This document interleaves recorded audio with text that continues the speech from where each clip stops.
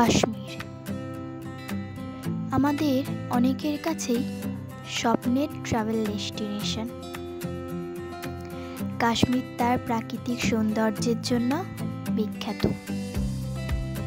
একে পৃথিবীর স্বর্গ হিসাবেও অবহিত করা হয়। চলুন আজ আমি আপনাদের দেখাই কিভাবে আমরা এলাম।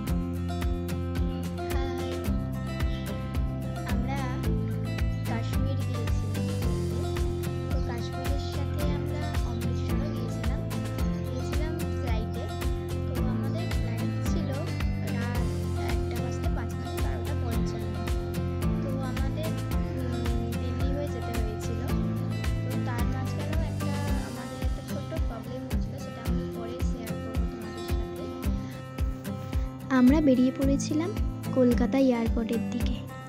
যেতে প্রায় সময় লাগলো 1.5 ঘন্টা। আমাদের ফ্লাইট ছিল 12:55। আমরা বেরিয়ে গিয়েছিলাম 7:30 নাগাদ। 3-4 ঘন্টা সময় নিয়ে এয়ারপোর্টে যাওয়া ভালো, কারণ রাস্তাঘাট যা জ্যাম, তো সময় তো লাগবেই। এয়ারপোর্টে এত নিয়মকানুন আছে যে সময় বেশ খানিক লেগেই যাবে। চলুন দেখতে দেখতে পৌঁছে গেছি আমাদের কলকাতা এয়ারপোর্ট। আমরা ঢুকেছিলাম 3 নম্বর গেট দিয়ে। তো 3 নম্বর গেটেই গাড়িটা আমাদের দাঁড়িয়েছিল। বাইরে থেকে যখন এয়ারপোর্টের ভেতরে ঢুকবে তখন এক গার্ড সাহেব দাঁড়িয়ে থাকে, যিনি টিকিট আর আধার কার্ড চেক করেছিল। ইন্টারন্যাশনাল ফ্লাইট হলে কিন্তু টিকিট আর পাসপোর্ট চেক করবে। ভেতরে ঢুকে প্রথম কাজই হলো এই ধরনের স্ক্রিন বোর্ডের কাছে যাওয়া। এই স্ক্রিন বোর্ডের উপরেই দেখতে পাবেন আপনার ফ্লাইট অন টাইম আছে কি ডিলে আছে, কি বা চেক ইন হবে কি বোর্ডিং হবে কি সিকিউরিটি চেক হবে। যদি দেখেন আপনার ফ্লাইটের পাশে চেক ইন লেখা আছে, তো দেখে নেবেন কোন কাউন্টারে আপনাকে যেতে হবে। আমরা ফ্লাই করছিলাম এয়ার ইন্ডিয়া ফ্লাইটে। আমাদের কাউন্টার পড়েছিল চলুন এবার যাওয়া যাক। চেক ইন কাউন্টারে দেখতে চাইবে ফ্লাইটের টিকিট আর আধার কার্ড, তারপরে হাতে পেয়ে যাবেন বোর্ডিং পাস। আমরা যেহেতু ভায়া দিল্লি লেওভার ফ্লাইট করছি, তো দুটো ফ্লাইটেরই বোর্ডিং পাস আমাদের হাতে দিয়ে দিয়েছিল। আর বলে রাখি, এই কাউন্টারেই কিন্তু ব্যাগ ড্রপ করতে হবে। চেক ইন ব্যাগ 15 কেজি আর কেবিন ব্যাগ 7 কেজি মধ্যে ওয়েট হতে হবে। চেক ইন ব্যাগে কোনো ব্যাটারি জাতীয় জিনিস রাখা যাবে না। এবার ব্যাগগুলোকে টাটা বাই বাই বলে চলুন পরবর্তী নিয়মে। পরবর্তী নিয়ম হলো সিকিউরিটি চেক।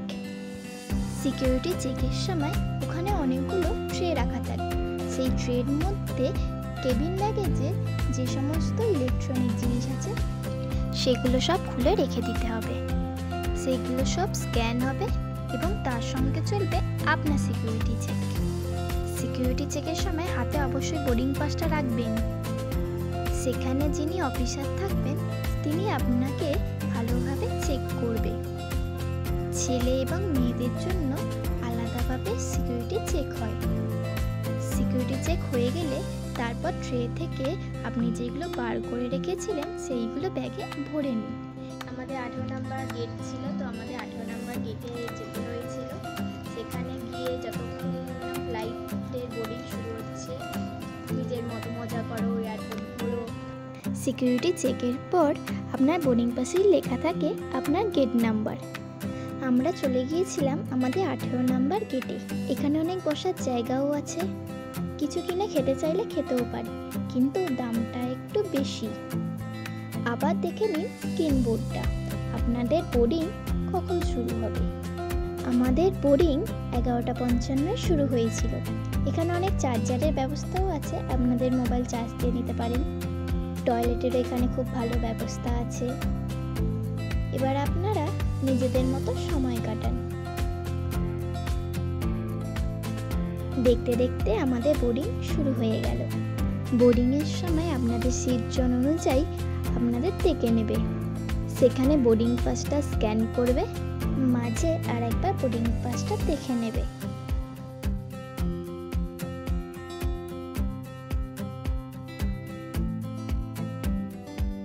চলো আমরা এসে পড়েছি ফ্লাইটের মধ্যে। বেশ ভয়ও হচ্ছিল, আবার যেহেতু আমার জীবনের প্রথম ফ্লাইট, আনন্দও লাগছিল। দেখতে দেখতে আমাদের ফ্লাইট উড়ে গেল মাঝ আকাশে।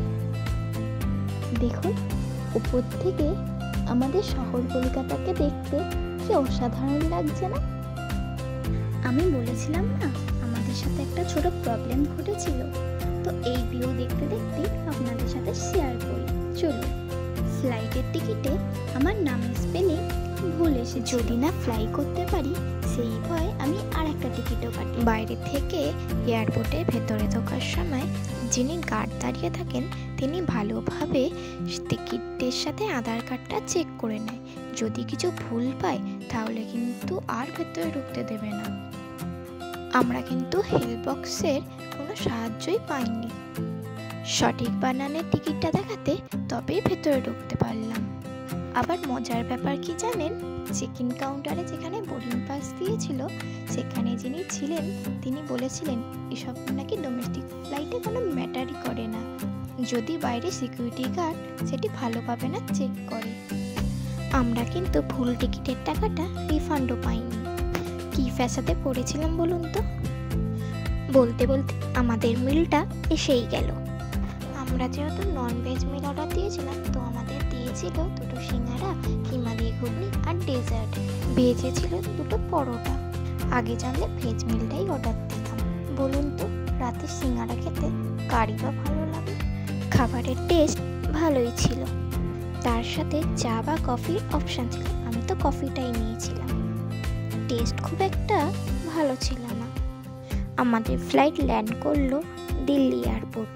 এরপরে কাজ হলো আমাদের নেক্সট ফ্লাইটটি ধরা। ফ্লাইট থেকে নেমেই উঠে পড়লাম বাসে। কত ফ্লাইট লাইন দিয়ে দাঁড়িয়ে আছে দেখুন।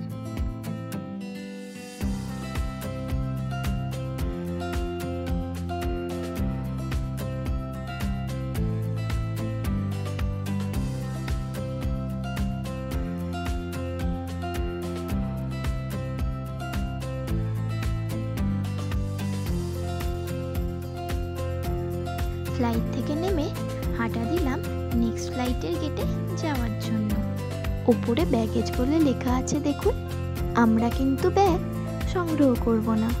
আমাদের যেহেতু কানেক্টিং ফ্লাইট ছিল, তো আমরা একেবারে ডাইরেক্ট অমৃতসর এয়ারপোর্টেই আমাদের ব্যাগটি পাবো।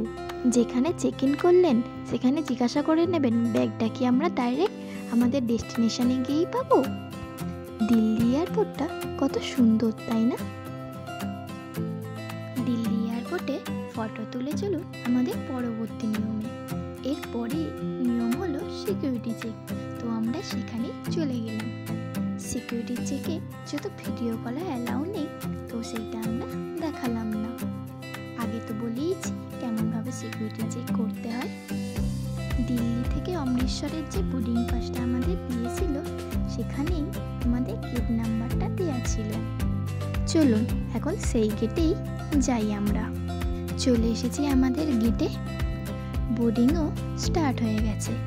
এখানে যিনি দাঁড়িয়ে আছেন তিনি আপনার থেকে বোর্ডিং পাসটাকে স্ক্যান করবে।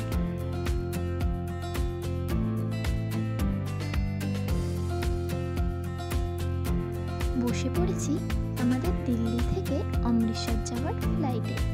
ফ্লাইটের ভেতরটা তো বেশ ঠান্ডা, গায়ে দেওয়ার জিনিসও কাছে রাখবেন, যদিও বা টেম্পারেচার বাড়ানো কমানো যায়।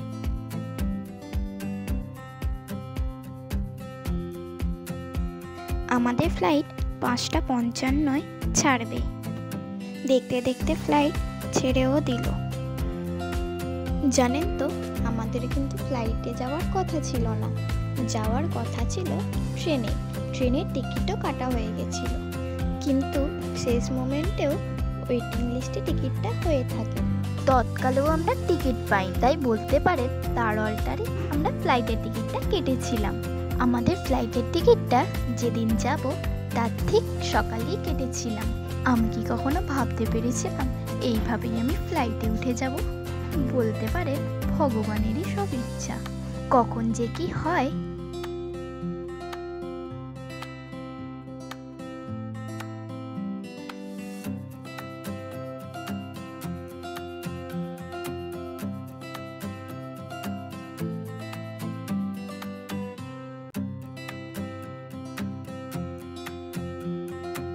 আমাদের ফ্লাইট মাঝ আকাশে চলে এলো। দেখুন তো একবার বাইরের প্রকৃতিটা কি সুন্দর না? মেঘের রাজ্যে কোথায় যেন হারিয়ে গেলাম। কখনো আমি ভেবেছিলাম যে ফ্লাইটে বসে এইভাবে আমি সূর্যোদয় দেখব। আজ সেটা পূরণও হয়ে গেল। কি সুন্দর, তাই না? ভালো লাগার সাথে ভয় যে হচ্ছে না তা ঠিক নয়, ভয় তো একটু লাগছেই।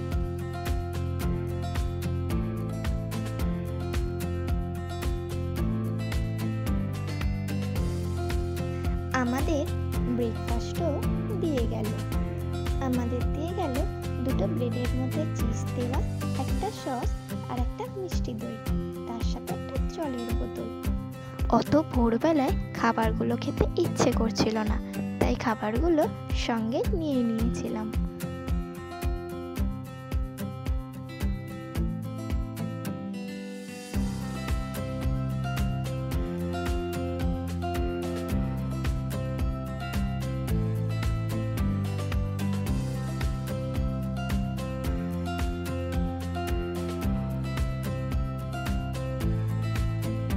দেখতে দেখতে আমরা ল্যান্ডও করে গেলাম।